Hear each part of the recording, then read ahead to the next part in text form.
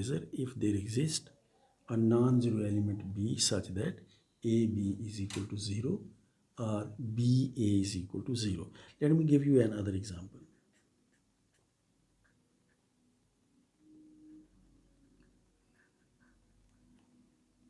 So we consider a simple ring, let's say M3R. So according to our previous notation, this is ring of matrices of order 3 by 3 with entries from ring of real numbers. Consider that is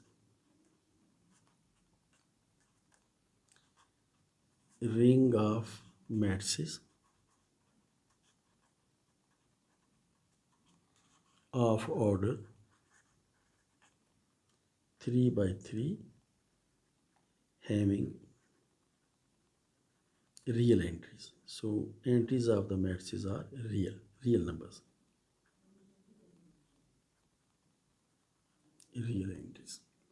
Now we consider two matrices. Let's take a matrix A. Let's go to next page.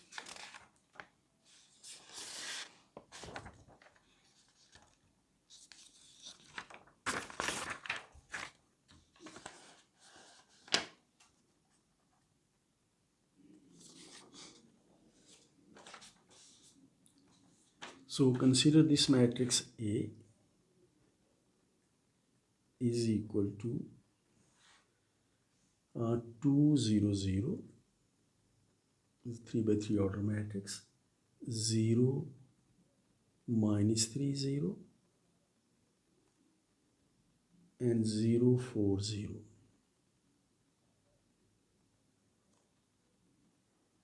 So this is matrix A and this is matrix B. B is equal to 0 0 0,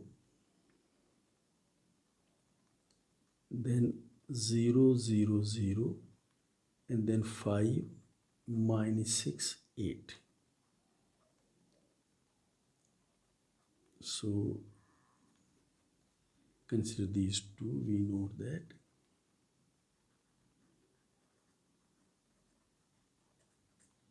first of all we know that these two matrices A and B belong to M3R.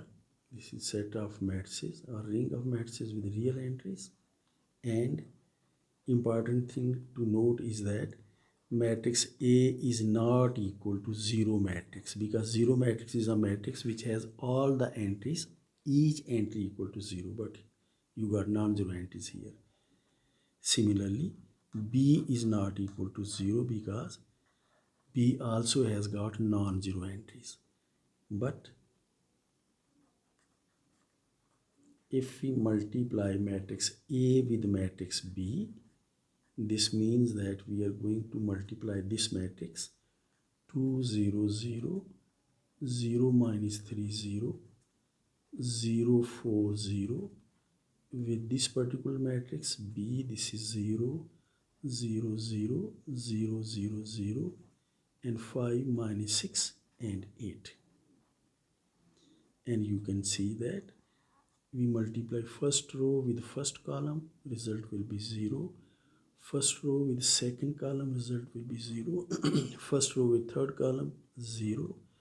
Second row with the first column, 0. Second row with the second column, 0. Second row with third column is 0. Then third row is first column, this is 0. Third row with second column, this is again 0. And third row with third column, this is again equal to 0. So we know that A is a non-zero matrix and its product with a non-zero matrix B is equal to 0. So therefore A is zero divisor. Therefore A is zero divisor.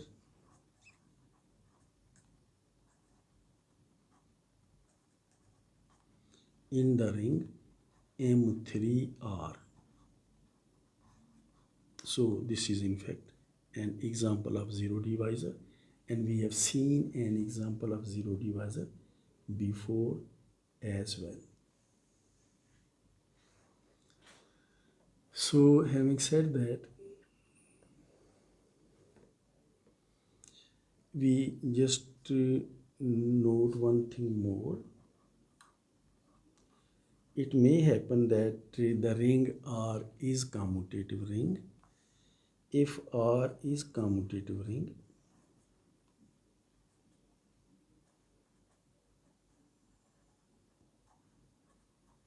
if R is commutative ring, then an element A belonging to R, then an element A belonging to R which is not equal to 0 is called zero divisor.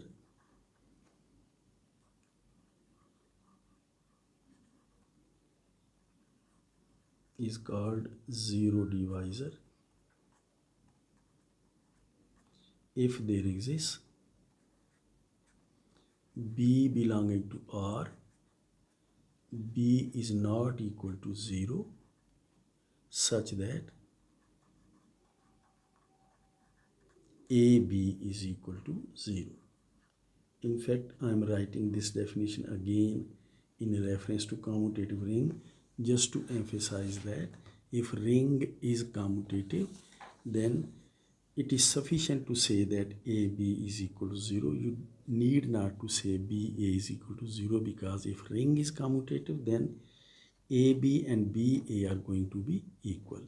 So for a commutative ring, the condition is simply to say that AB is equal to 0, or if you like, you can put is equal to BA, because AB and BA are equal.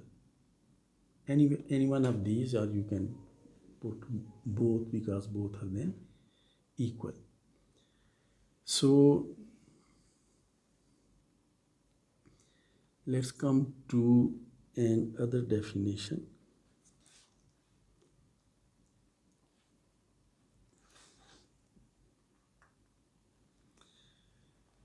We have defined zero divisors.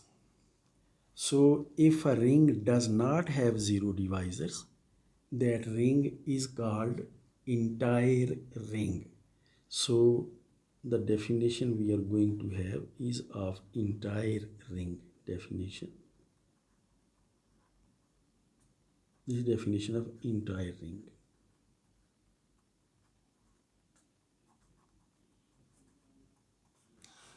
So a ring R with identity is called a ring R with identity. We are going to have identity for entire ring definition. So a ring R with identity is called entire ring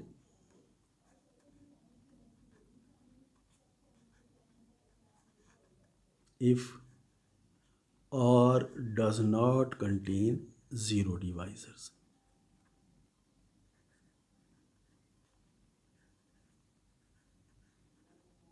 Does not contain zero divisors.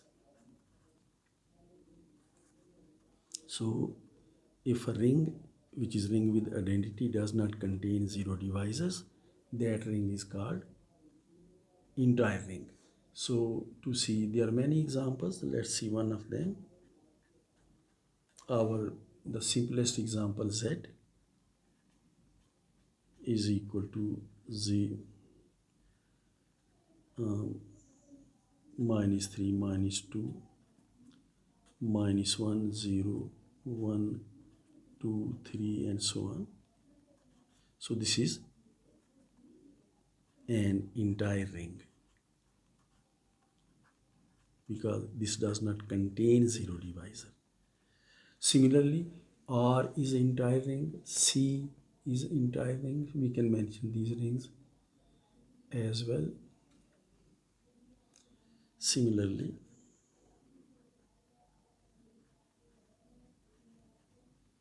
ring of real numbers, ring of rational numbers, ring of complex numbers, or entire rings. And anyway, there are other entire rings as well. So these are entire rings.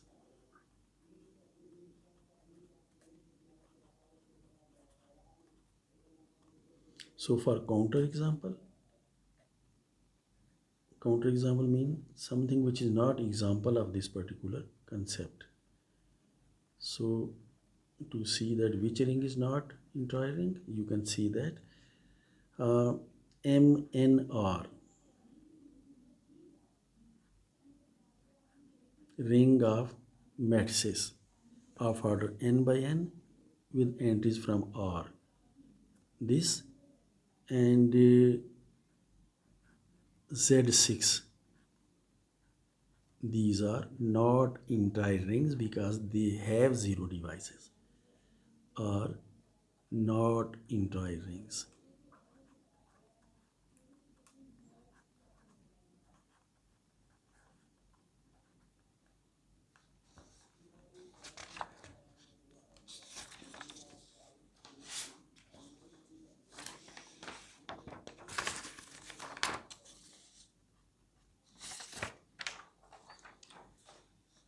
So let me ask you a question for you to think about. Question: is let's see, Z10 an entire ring? You have to think about that. Entire ring. Remember that here operations are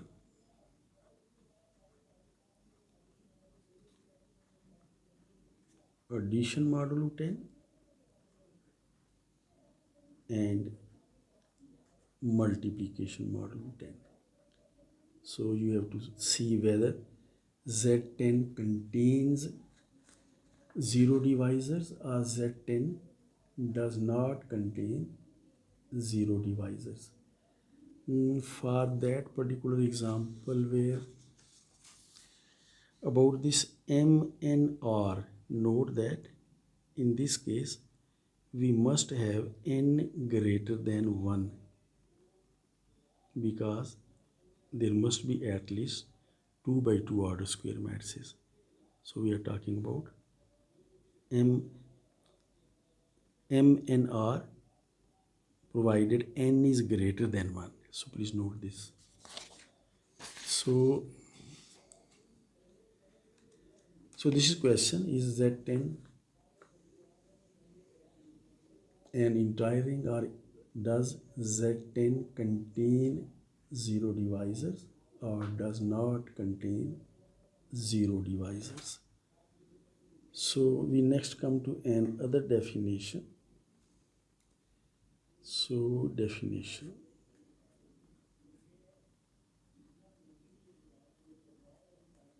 This is a definition of very important concept in ring theory, and in fact this is about those commutative rings which do not contain zero divisors. Commutative rings with identity. A ring with the identity which does not contain zero divisor is called entire ring. But if this ring is commutative ring and does not contain zero divisors, then this is called integral domain. Integral domain.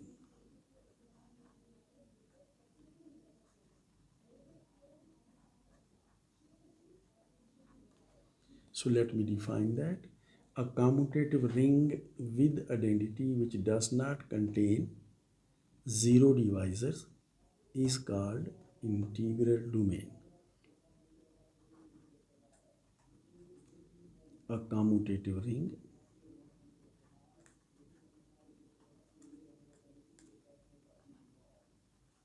with identity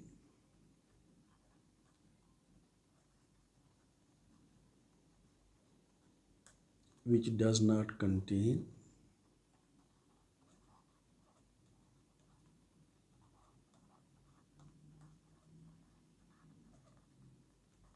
zero divisors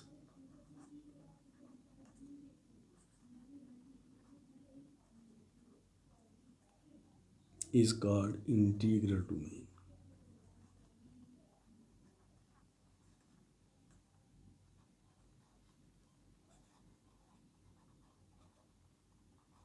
So let me have two notes here. First note is a commutative entire ring is an integral domain. A commutative entire ring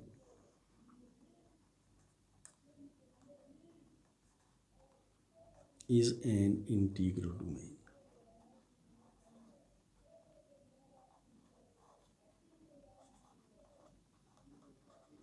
Because if it is an entire ring, then it does not contain zero divisors, and if it becomes commutative entire ring, then it becomes integral domain. Next note is the ring R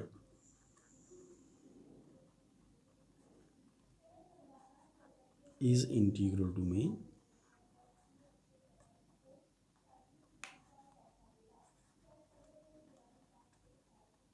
if so we have three conditions for a ring to be integral domain, and the first condition is R is commutative,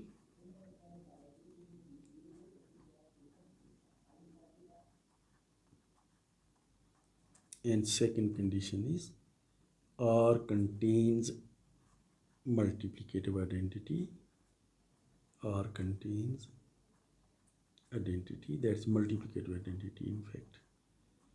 And then third one is R does not contain zero divisors.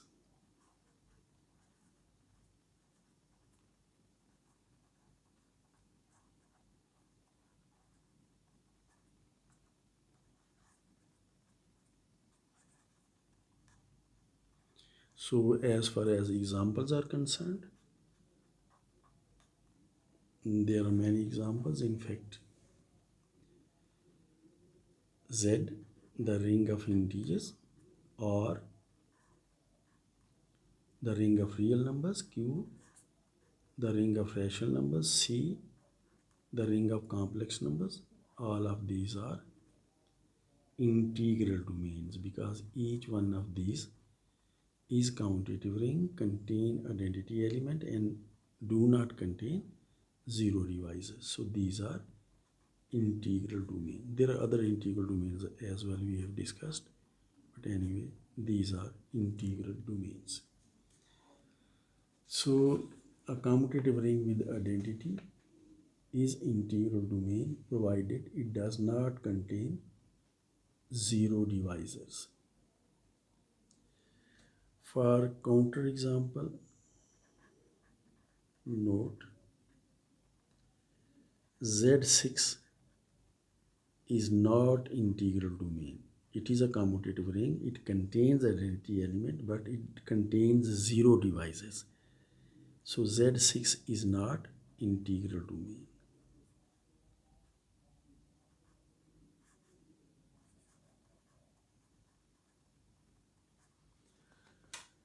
So having noted this particular thing that Z6 is not integral domain because 2, 3, let me note that because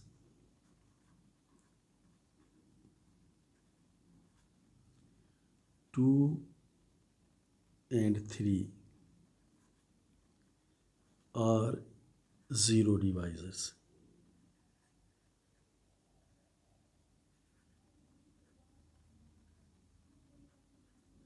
In Z6 also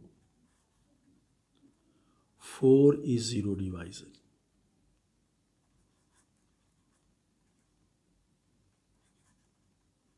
Zero divisor in Z6.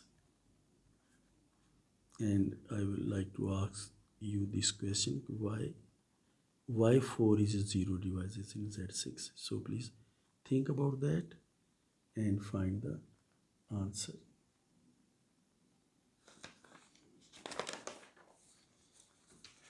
So you also have to think about Z10.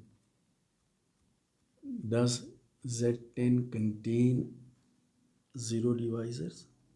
So it's the first note. And secondly, this is again question from you. Is Z10 an integral domain? You have to think about that. Is an integral domain.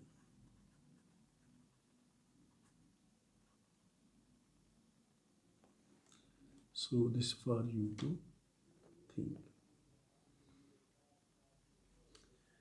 So this was definition of integral domain. We will prove some theorems as well about integral domains. But before, let's collect our definitions. We come to another important concept or definition, and that is definition of Deviantaring. So let's first define what does this mean, and then we will discuss it in some detail. Before going into this definition, let me comment that, note that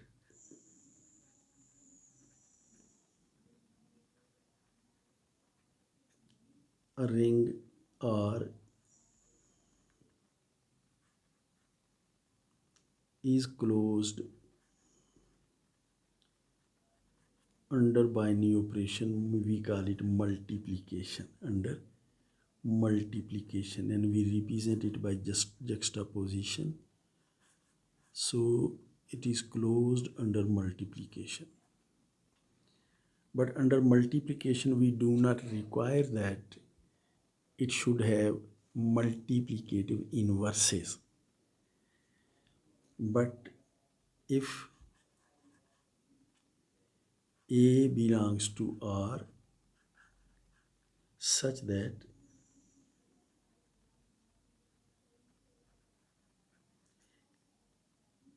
A is not equal to 0 and A has multiplicative inverse, A has multiplicative inverse in R,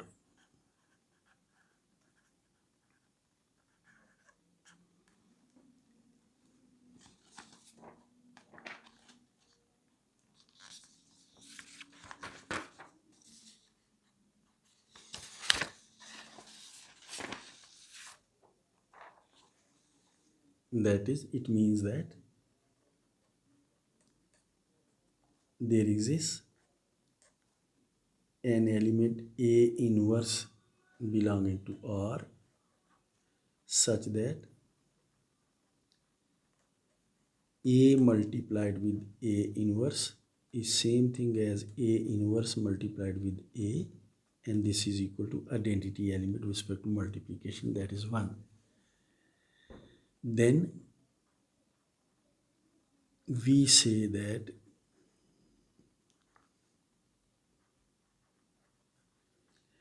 we use in fact 3 terms. First term I have already used, that says that A has multiplicative inverse.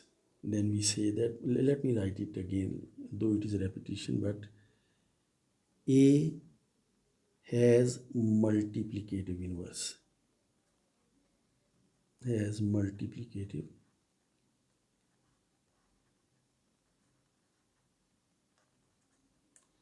inverse in R.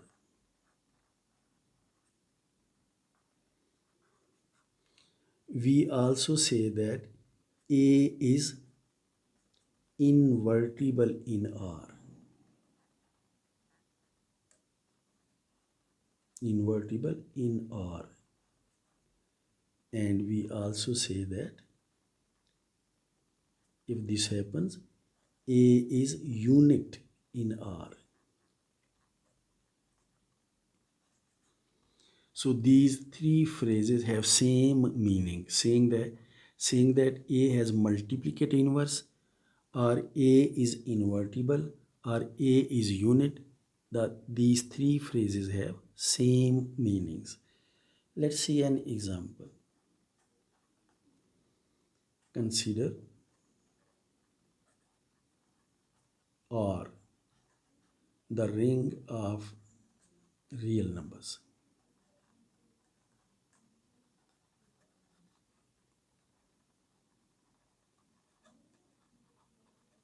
Then first of all, 2 multiplied with 1 upon 2 is equal to 1. Therefore,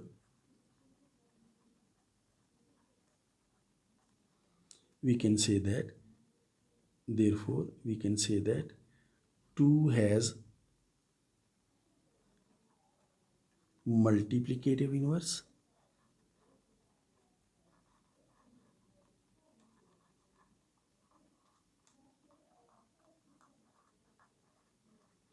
in R, or we can say that 2 is invertible in R,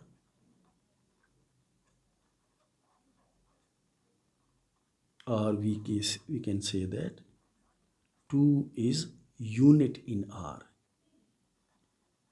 Unit in R.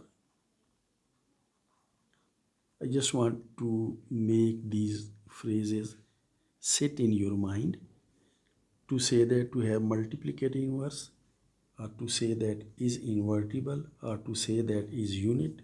These have same meaning. So let me note that in fact every non-zero real number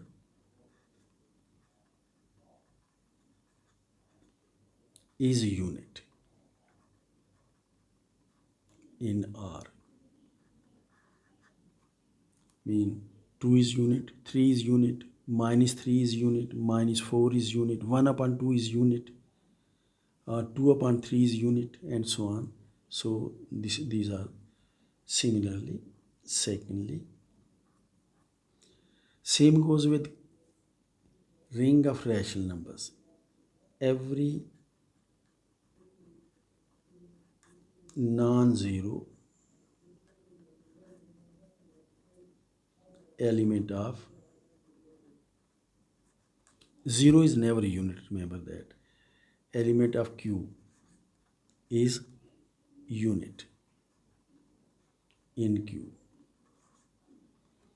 And same goes with the complex numbers as well. But anyway, let's have a very important observation. The ring Z, this is ring of integers,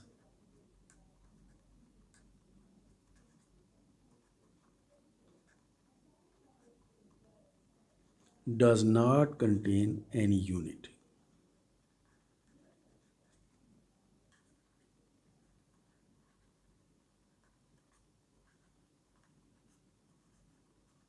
So in the ring of integers, there is no unit, because in the ring of integers 3 does not have multiplicative inverse in Z.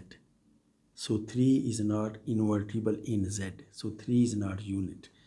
So the ring Z does not contains units.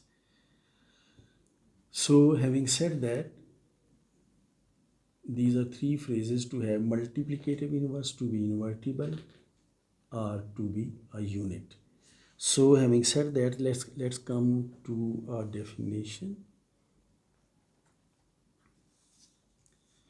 So let's come to definition.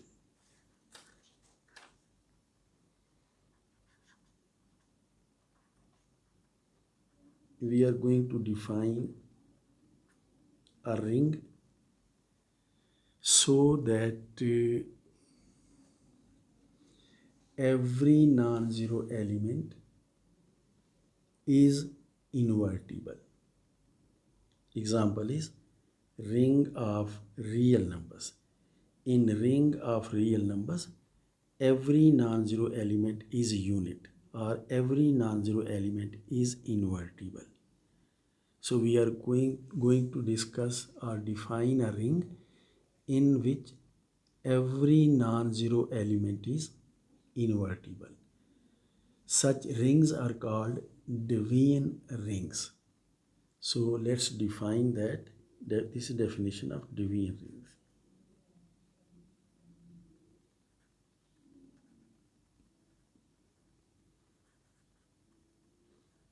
Devian rings are also called skew fields. Skew fields. Both have same meaning.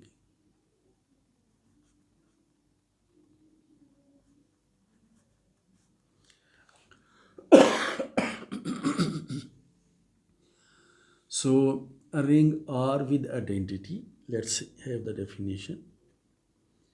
A ring R with identity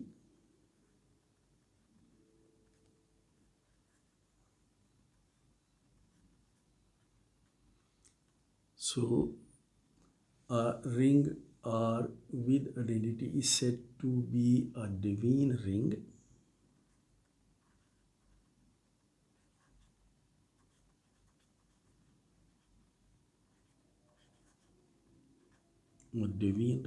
or skew field or skew field.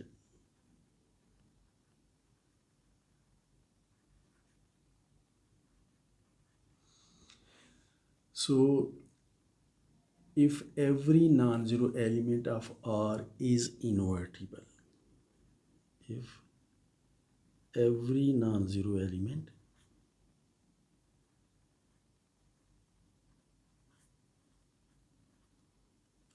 of R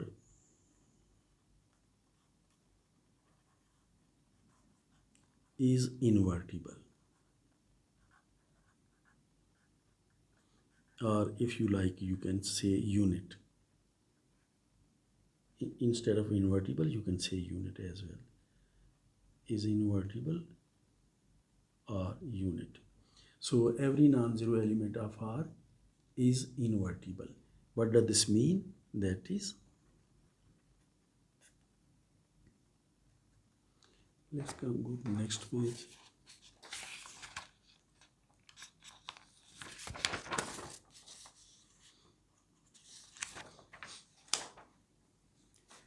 So that is, for any A belonging to R such that A is not equal to 0, there exists an element, we denote it by A minus 1, belonging to R such that if we multiply A with A minus 1 or we multiply A minus 1 with A, both results are equal and this is equal to 1. And you know that this is definition of multiplicative inverse. So this is the definition of Devian ring.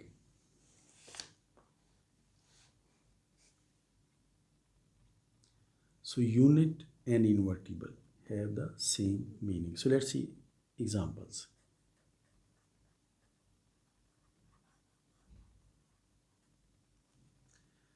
R, the ring of real numbers, is a Devian ring. Z is not Devian ring. So R, the ring of real numbers. Q, the ring of rational numbers. C, the ring of complex numbers. These are Devian rings.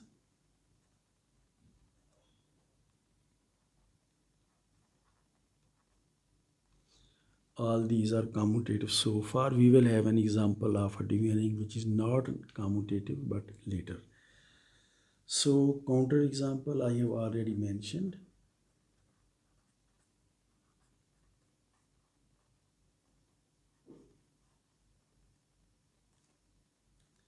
Z, the ring of integers. The ring of integers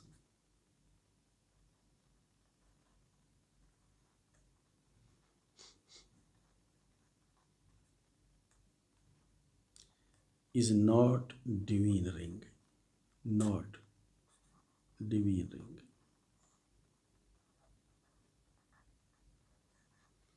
So this was the definition of Deviantaring. So let's have a proposition now. This proposition will provide us an example of a Deviantaring which is not commutative. And this will be quite simple for you because you already know about this ring. So the ring of Hamilton quaternions is a Deviantaring. This is what we will prove. The ring of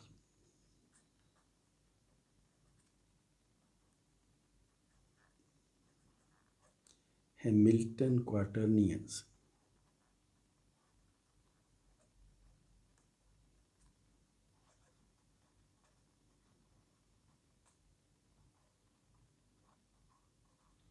is a Deviantaring.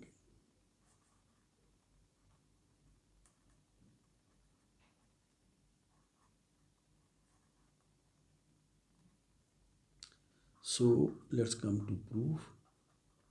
The most important condition for a Deviantaring is that a Deviantaring is a ring with identity. As far as Hamilton's quaternions are concerned, we have established that Hamilton's quaternions form a non-commutative ring. In fact, we have discussed that this is a non-commutative ring. This is a ring. We have proved it in our previous sessions, and today we discuss that ring of quaternions is a non-commutative ring. So in order to show that this is a Deviant ring, first we have to establish that it contains identity elements. So let's do that. So first we recall our notation. You must be remembering that we denoted Hamilton quaternions by symbol H. So H is equal to X, which we write as X naught plus X1I plus X2J plus X3K. So this is a standard Hamilton quaternion, and you know that here X0, X1, X2, X3 are real numbers. X0, X1, X2, X3 are real numbers. And secondly, we know about this ijk, that is I square and j square and k square. Each one of these is equal to -1, and then I multiplied with j is equal to k, and then j multiplied with k is equal to I, and then k multiplied with I is equal to j.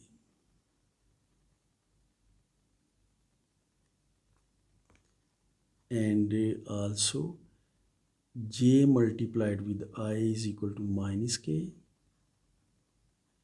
k multiplied with j is equal to -I, and I multiplied with k is equal to -j. And you know these things quite well now because we have discussed this quite few times. So this is H, the ring of quaternions. So first we note that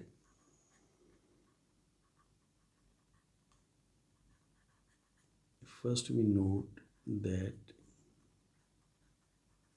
this particular quaternion 1 plus 0i plus 0j plus 0k, this belongs to H. This is of this particular type. This belongs to H, and we denote it by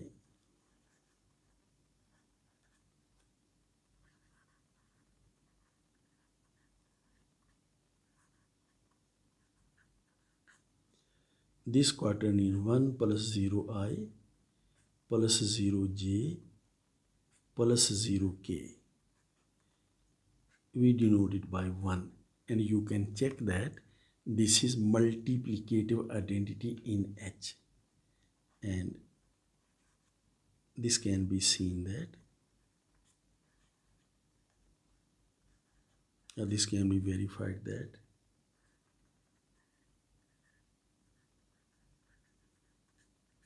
this particular quaternion 1 plus 0i plus 0j plus 0k is multiplicative identity in H.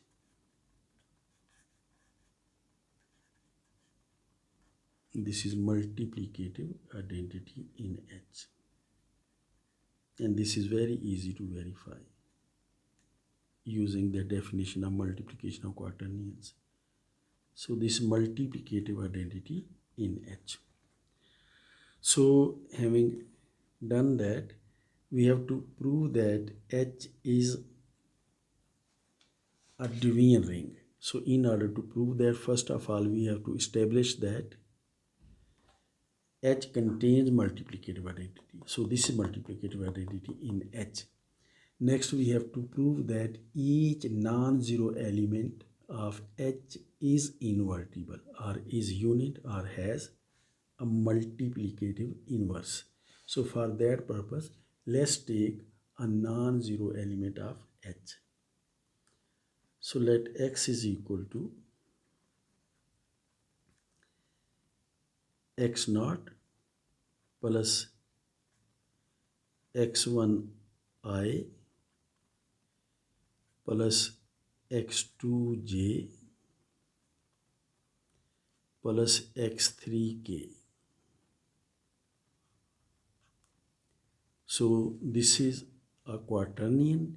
We must say that this is not equal to 0. So this is not equal to 0 plus 0i plus 0j plus 0k. So we are saying that this is a quaternion which is not equal to 0 quaternion. So let X be this thing where, and we must clarify that, where X belongs to H. So we have to establish that X has a multiplicative inverse.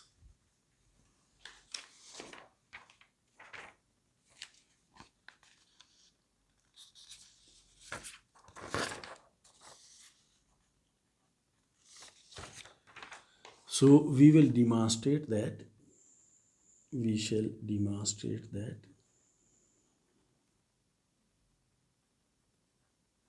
the establish is better word. So we shall establish that X is invertible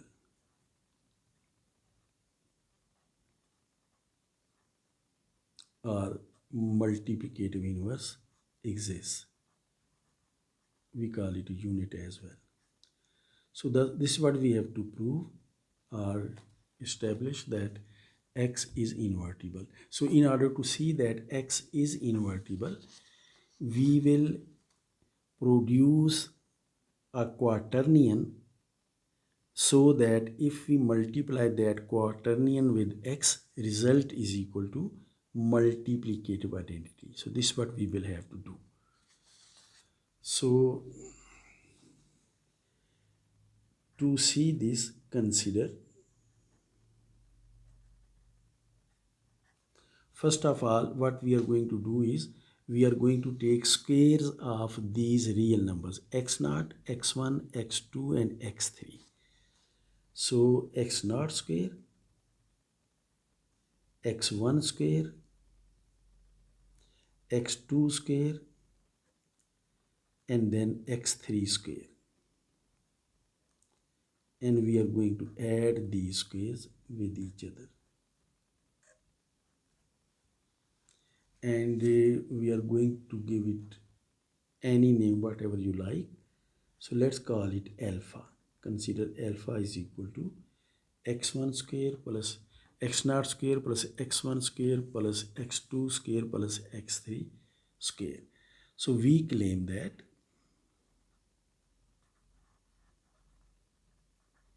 and we have to establish our claim. So we claim that the particular quaternion I am going to write is multiplicative inverse of x. So we claim that, let me first write it, x0, x1i, x2j,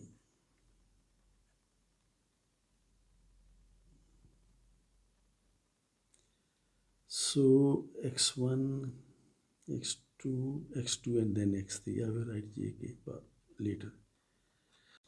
x1 divided by alpha minus x1 divided by alpha I minus x2 divided by alpha j minus x3 divided by alpha k.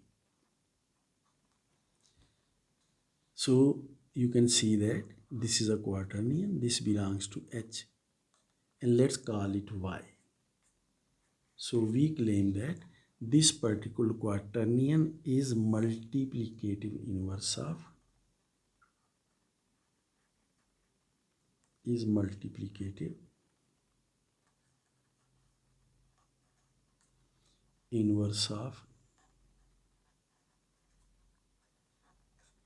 x.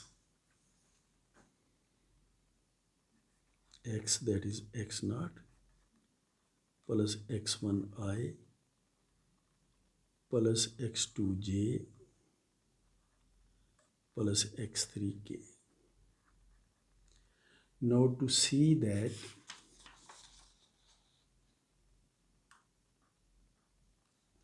I'm going to write these two again because it will make our working simpler. So we have x, this is x0 plus x1i plus x2j plus x3k, and we have y, this is x0 minus x1 upon alpha I minus x2 upon alpha j minus x3 upon alpha k. I'm going to draw this diagram. We have already discussed I, j and k because this will help us when we will multiply these two with each other. So we have this, then now we multiply x with y. X multiplied with y is equal to, you have to be very carefully while multiplying these two. You know that first of all, x0 multiplied with x0 is equal to x0 square. x1 multiplied with minus x1 upon alpha is minus x1 square alpha, but I multiplied with the I is equal to I square is minus 1. So this is going to be, sorry, I have to write alpha in the denominator as well, this one. So this is x0 square divided by alpha, these two multiplied with each other. these two multiplied with each other is x1 square divided by alpha, then plus x2 square divided by alpha, and then plus x3 square divided by alpha. Next, plus now we are going to take I common. These two multiplied with each other will contain I, so we have taken I common. So this is minus x naught x1 upon alpha. These two multiplied with each other will contain I, so this will be equal to plus this is minus and this will be plus x1 x naught divided by alpha. Next, when j will multiply with k, we will get I. J multiplied with k is plus I, so j multiplied with k, this will be equal to plus I, so but this minus will make it minus x2 x3 divided by alpha. Again k multiplied with j minus I, so k multiplied with j minus and minus plus, so this will become plus x3 x2 divided by alpha, so I. Next, we take those terms from which we get j common, and you know that we multiply x naught with minus x2 upon alpha j, so this will be minus x naught x2 minus x naught x2 upon alpha, and then x2j multiplied with x naught upon alpha, this will be plus and then plus x2 x naught upon alpha, and j is common. Then we will get j when we multiply I with k, so k with I will be j and I multiplied with k will be equal to minus j. So I multiplied with k, this will be minus j. I multiplied with k, this will be minus j, and this is 1 minus here, it will become plus. So plus x1 x3 upon alpha, and I multiplied with k is j is outside, minus is taken care of here. And next, k multiplied with I, it will be j, k multiplied with I, it will be plus j, and minus is here, so it will be minus x3 x1 minus x3 x1 upon alpha. And next we come to those terms which got k, so we take k common, so this will become x naught with the multiplied with minus x3 upon alpha k will be minus x naught x3 upon alpha k is common, minus x naught x3 upon alpha, and then these two with each other, plus x3 plus x naught plus x3 x naught upon alpha, and then we will get k when we multiply I with j. I multiplied with j will be equal to k, this minus sign, so this will be minus x1 x2 upon alpha, and then j multiplied with a k, j multiplied with I is equal to minus k, so j multiplied with I will be minus k, so this minus with that minus will become plus, so x2 x1 upon alpha. So before going to next page, note that minus plus will cancel each other, minus plus will cancel each other, minus plus will cancel each other, plus minus will cancel, minus plus minus, this will cancel each other. So all these terms will cancel with each other.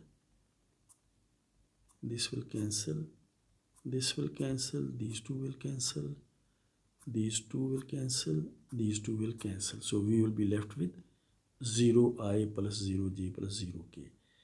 Here we take alpha as LCM. So this will become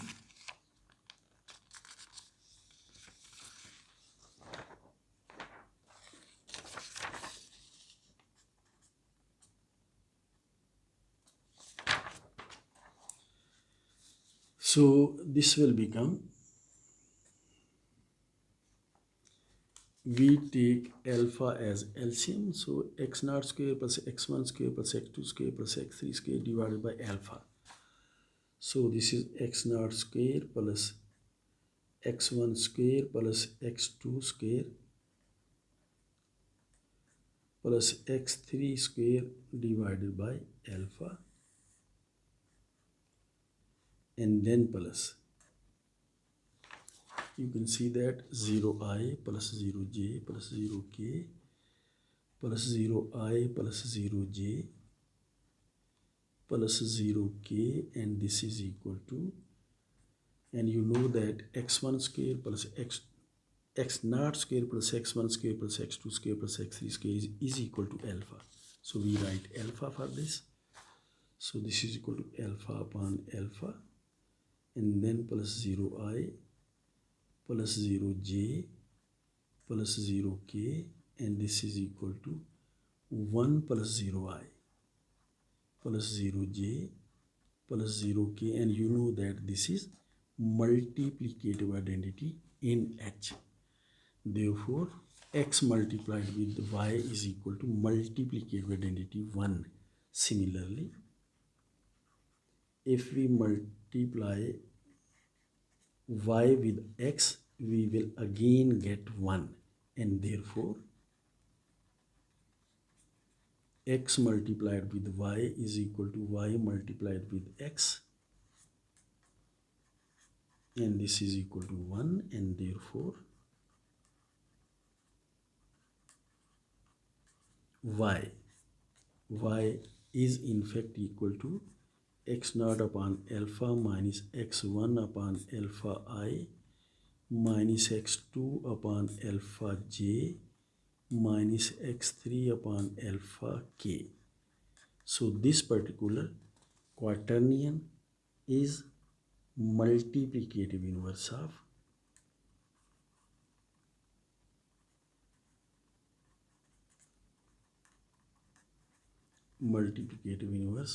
of this particular quaternion. X is equal to x naught plus x1i plus x2j plus x3k, and therefore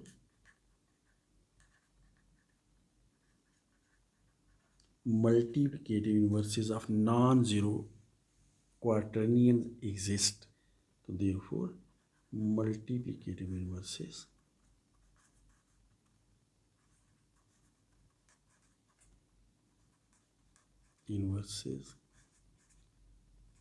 of non-zero quaternion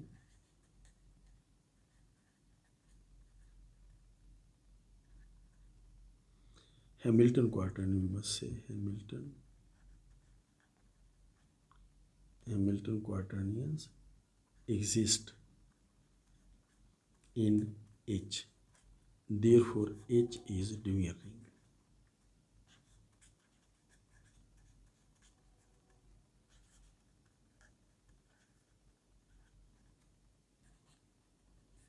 So we have established that H is Deviantaring.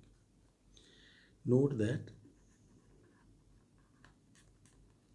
if you are given that x is equal to x naught plus x1i plus x2j plus x3k, then the multiplicative inverse is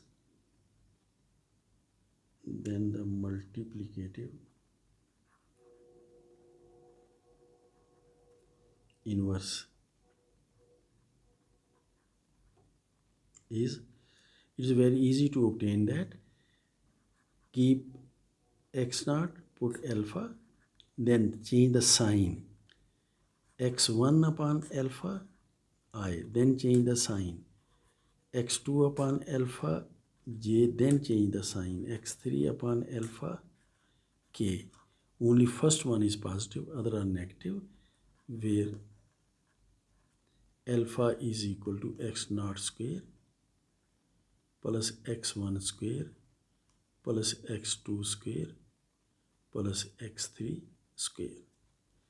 So then this is the way to get multiplicative inverse.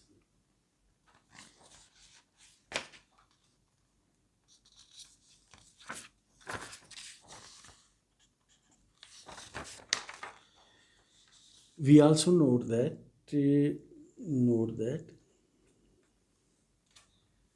we have proved that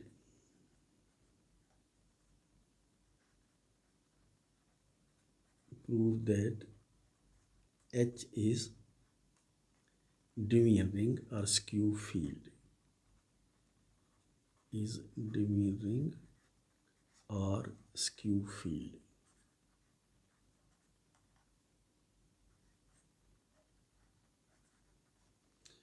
We further note that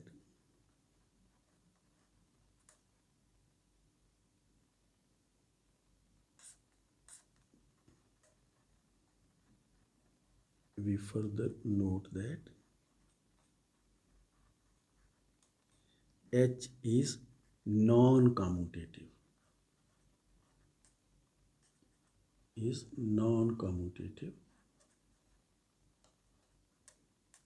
Deviantaring. So this is a Deviantaring, but this is non-commutative. The ring of real numbers is also Deviantaring, but that is commutative. And the ring of Hamilton quaternions is a Deviantaring, but this is non-commutative. So this brings us to another concept, and that is the concept of field. We have noted that we have discussed Devian rings which are commutative. We have discussed Devian rings which are non-commutative. So let me tell you what we are going to do next is that a Devian ring which is commutative is called field. So we are going to come to the concept of field. So same. This is our next say definition or topic. So field.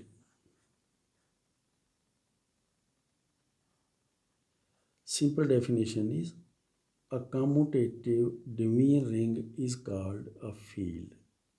For example, the ring of real numbers is a field, but the ring of Hamilton quaternions is not a field. So definition is a commutative Devian ring is called field.